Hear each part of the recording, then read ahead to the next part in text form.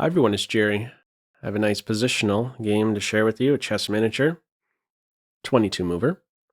On the white end, Vishy Anand, playing against Rafael Vaganian. All right, this was played at the 1995 Tal Memorial. We have a French defense, and with the d takes e4, this is the Rubinstein variation. I like Anand's approach in this one. Simple approach after the knight exchange and knight f6. This guy doesn't budge, stays on the main diagonal. The knight thrown in a pin. It's broken. Bishop for knight exchange. And the pawn recaptures. So this may strike some as odd, taking on doubled f pawns like this. Why play in this way? Well, maybe black is looking for a bit more of an imbalance in the position. Aside from the minor piece imbalance, a structural one now. Pawn does tame the knight. No good forward jumps. Maybe black looks forward to doing something along the half-open g-file. From here, queen e2, c6, and now move 11, call it the halfway point of the game. Anand faked me out here. Once queen e2 was played, when I was making my initial pass through the game, I thought, all right, the idea is to follow up with queenside castles. Nope, not the case. He goes kingside. Now, I was thinking queenside castles because it felt like the rook was already well positioned on the d-file, productive, possible pivot on the d3 square, nice lateral movement, and it's also supporting an eventual d5 pawn break. All that said, if you are castling queenside and inviting your c-pawn into the mix, the king is not as comfy. Only has 2 pawns here as his blanket. It's kingside castles in this game. These 3 have no intention of moving. That's going to be the king's blanket. When you play with c4, the king position is not weakened. At the same time, this decision must be weighed carefully. The king is, after all, now on this half-open file. But black is behind in development and will still need many moves before generating any serious threat towards the white king. From here, black plays queen b6. Computer is not a fan of that move. It backfires not long off from now. A valuable tempo. White gains a valuable tempo against the queen on b6. Computer's leaning towards a couple different ideas. One, it says you could go kingside castles, throw the king in the corner, rook on the g-file. Another, other wing for the king. Queen c7, bishop d7. It says you could go queenside castles. Opposite sides castles game ahead. Black has a pick here. He goes with queen b6. Easy enough to defend b2. From here, bishop d7. And in the game, we now have c5. Now, if you're going to take on this structure here as black, there's a break you need to make sure you have a good answer to. And that is d5. What's happening if d5 is played? Now, why do I say you better have a good answer to d5? It's because if you just casually give up this e-pawn for the d-pawn, even through some exchanges, let's say you happen to win a pawn, if you are left as black with these guys here being isolated, that it would be a complete disaster. So there is therefore this question, what would black do if d5 was played here? This would be black's response. Take with the c-pawn, and now play bishop b5 with a skewer. This is not the end of the variation. Black is not winning the exchange. There's a block here, but this is the detail. This pawn does not have to budge. Black would have here rook to d8, collecting the pawn. These guys here remain together. All right, in this game we do not see the d5 break. It is c5 with tempo. Queen kicked back to c7. Now, why is he giving the queen a kick like this? There's a big weakness created on d5. That is now a hole. Why is white okay creating this hole on d5?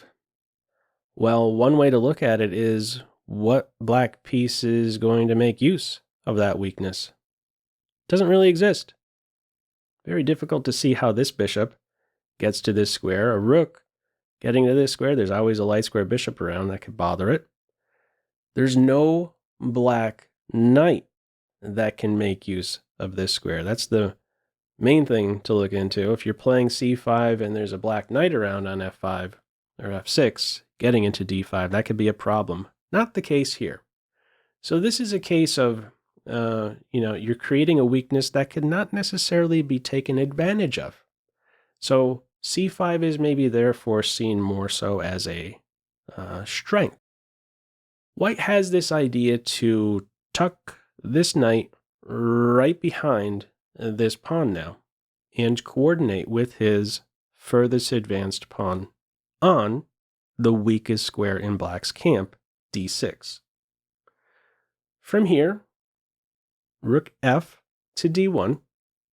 There's always this question, which two files are going to be most appropriate for the rooks? You could play rook f to e1 and reserve c1 and d1 for the other rook. This is purposeful, of course, half open file. Why is Anand going with this rook? I believe it's in anticipation of an e5 break, and he wants to have a d5 response to it. Rook is supporting d5 advance. Another way to look at it, this pawn here is invasive. And if it is bugging black enough, if this point is challenged, after a capture, what happens? The c file opens up. This guy is going to be happy. Will have a productive role on the c file. So he's essentially saying with this move, he feels these are the two most important files. From here, black goes with h5. The knight now heads towards the c4 square. It's rook d8 in this position. If this pawn takes a step here, what should white do? There's always this question, do you allow the pawn to get to h3? Or do you play h3 yourself? It's not a critical decision here for white. If h4 is on board, you could go with either approach. Stop the pawn cold, or just allow it to get there and react with g3. The bishop is a very good defender in a situation where h3 and g3 are in there. Watches over g2. Queen is long off from ever eyeing up that square. Bishop's a convenient defender. So I believe if I had to choose, I'm probably sitting in reaction to this move here, staying strong still on this dark square g3. If you're playing h3, this is much more weakened. If you could envision the rooks being doubled on the g file, much more difficult maybe to defend the g2 pawn. You may like to keep g3 in reserve. h4 not played here. It's rook d8. Now, in the computer's eyes, it's saying go with queenside castles. With this move in the game, rook d8, black is clearly saying, I think it's safest for my king to stay in the center. Castling kingside at this stage, especially with the h-pawn advanced, you're asking for trouble. You're going to get mated. Rook coming over here. Queen's already going to knock out the h-pawn. Rook d8. Black saying, I'm staying in the center with my king. Now, why wasn't queenside castles played? Well, I believe black was concerned about b4, a4, rook b1, b5 break. If this position came about, this is how black needs to play.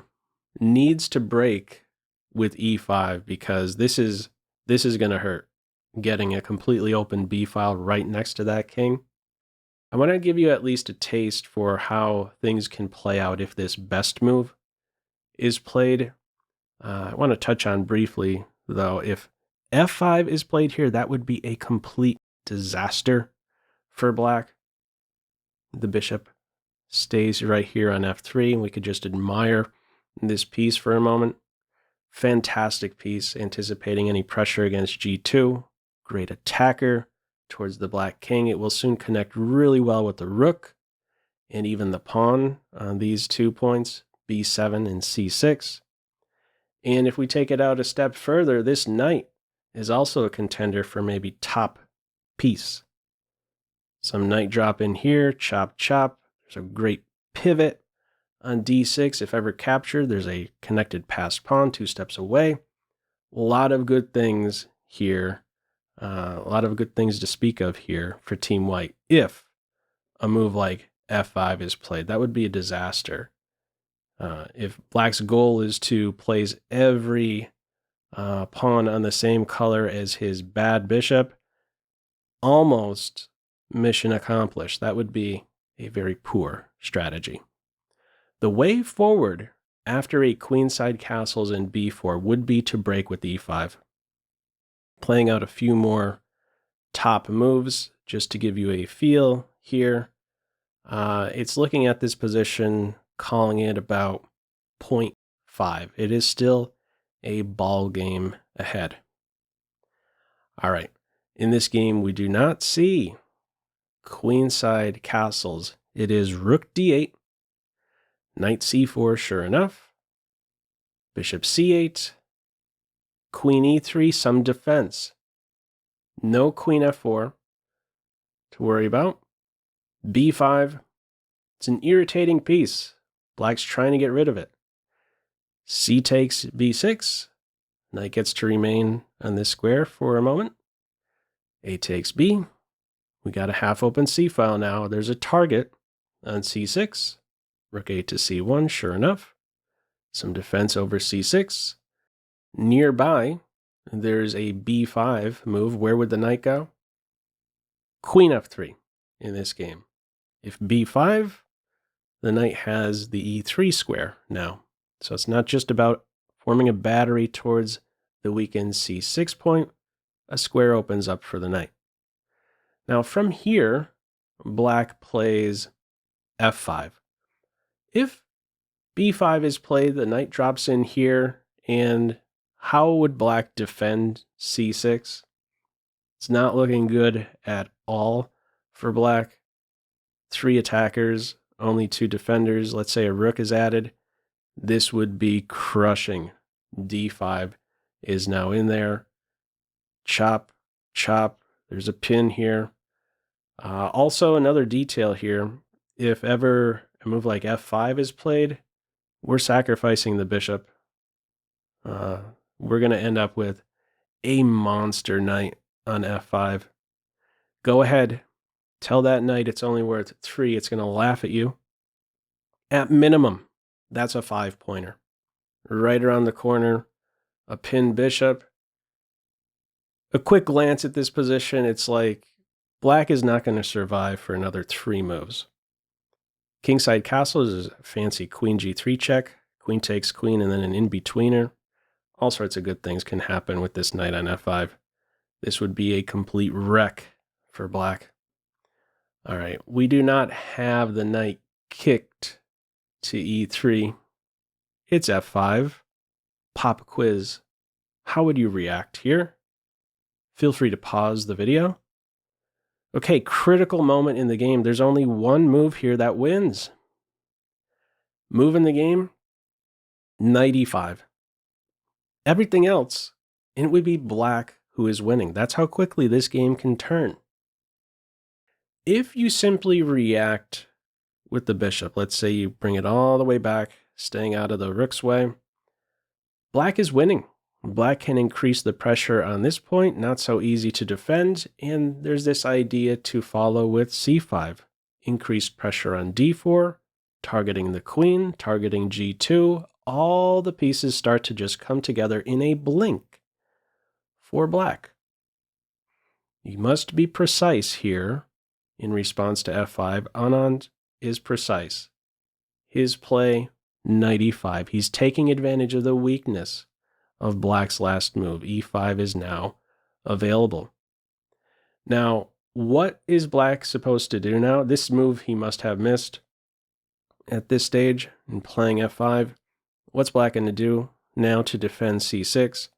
It's going to collapse. There are 4 attackers on c6, only 2 defenders. There's no way to defend c6. Pushing drops the bishop. If you play rook c8, we're going to chop away on c6. Black's position is going to collapse.